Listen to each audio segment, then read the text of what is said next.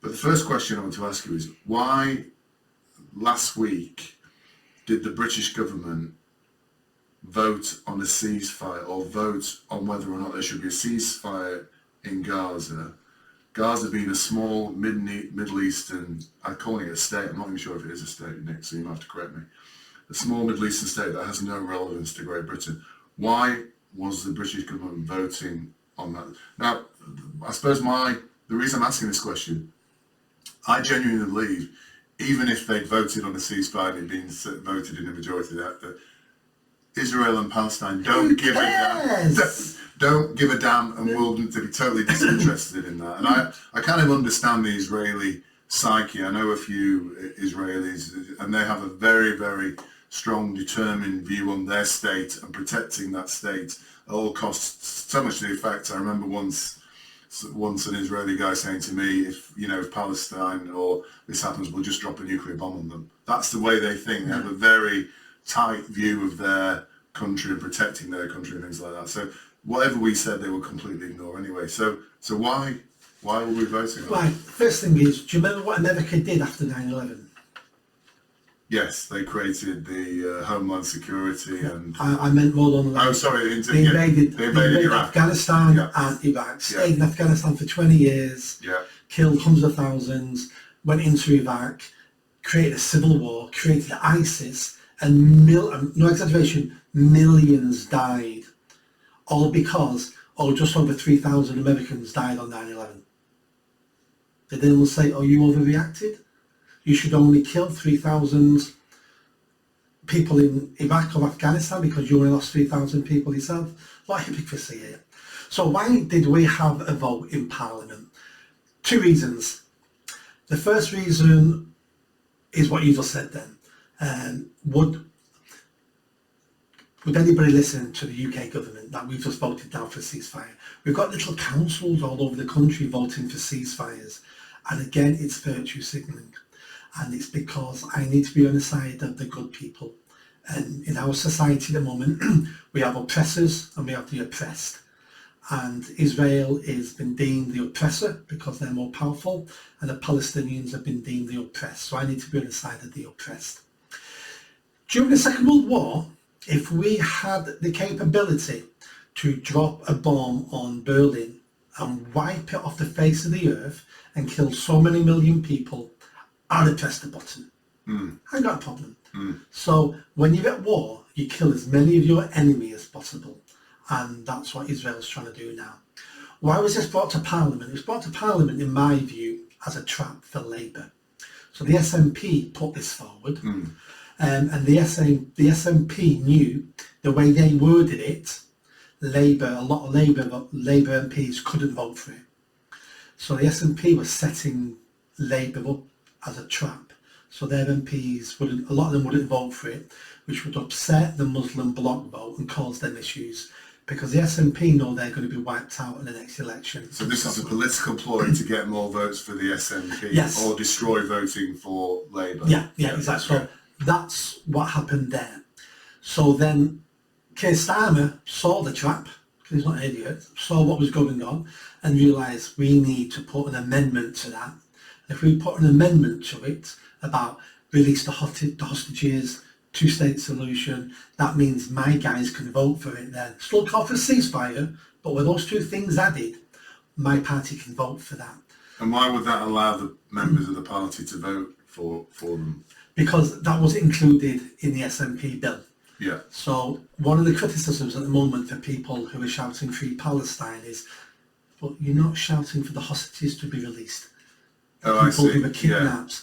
You're not asking for a two-state solution. You're actually saying we need to wipe Israel off the map and all the area be Palestine. So that's what... Yeah, so they're saying it's unconditional from the river to the sea. Yeah. There's no conditions around that. We're just going to wipe out Israel, basically. Yeah, so Labour can't vote for that. Yeah. So they wanted the amendment so they could vote for the bill. Right, I see. And that was why, through cowardice, Lindsay Hoyle changed parliamentary procedure. So we don't have a rule book in the Parliament. We have procedures and things that have happened before. So Yes, precedents. that's the word, precedents. Yeah. So he changed that to allow Labour to change the bill when they weren't supposed to, so Labour could vote on it and save face and keep their blocked Muslim vote. So I didn't really understand it, because I've not had a chance to read it fully. So basically, Lindsay Hoyle, normally Labour, an opposing party, is not allowed to make an amendment like that to a bill from, say, the SNP. Yeah. But he allowed that to happen. Yes. So that's why they were all saying, get rid of, bring back burqa and things like that. And the excuse Hoyle gave was, if we don't change the bill, I'm worried that MPs in his house will be assassinated. Yes. That's called pure cowardice. Yeah. So we will do whatever the terrorists want us to do because we'd rather not get killed. Yeah. And I'm not being flippant about this. It's a proper issue. Yeah. You know, we've had MPs killed recently. Two I can think, one on the left, one on the right. Yeah. So MPs do get murdered, and they shouldn't be murdered, regardless of their views.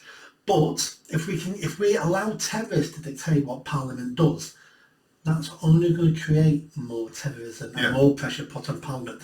You took a step back once. I bet we can make you step back again, because this time we're going to threaten this and threaten that.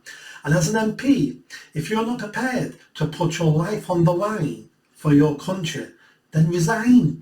And hopefully we'll have someone braver step forward and will do the job. So I'm not saying you've got to lose your life and you can't resign. If it's too dangerous, then resign. Yeah. And somebody else will want that job, and maybe a better leader will be stronger, be braver. But all I saw that day, and Lindsay Hoyle can't stay in position, cannot stay. I don't know what the latest is. I don't know whether they're actually making a decision to... There's a list going round, MPs signing it to make him resign. But he can't stay in position because he's shown himself to be a coward. And we can't have cowards leading Parliament.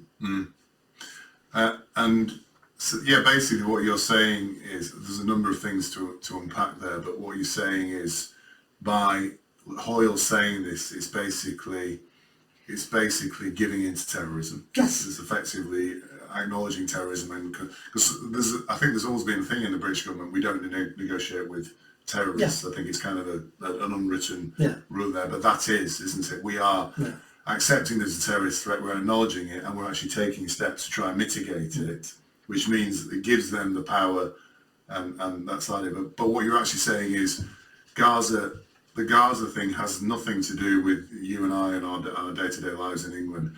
This is simply a cheap political ploy by the SNP to try and enhance their position in the next election and minimise Labour's. But it shouldn't be allowed to even get near the Commons to vote like that, if that's really what... Well, every bill that goes to Parliament at one level is doing that. It's politics. Yeah. No. Politicians play politics. Yeah. And we're going full circle to what you always say, is that the politicians now aren't governing us or managing us, they're just playing political games all the time. To get elected again. The end game for a politician is to be re-elected, not to improve anything, not to improve our lives, not to keep the country safe, not to do anything. The aim of a politician is to be elected again. That's number one priority. Everything else comes under that, hence why we're in the mess we're in. If you like that video, don't forget to subscribe to the channel, hit that notification bell and comment. And if you like what I'm saying about running for Mayor of Greater Manchester, then stick around. Tell your family, tell your friends. The only way I'm going to have a chance of winning is a grassroots movement. So be part of that movement and hit that bell. Thanks.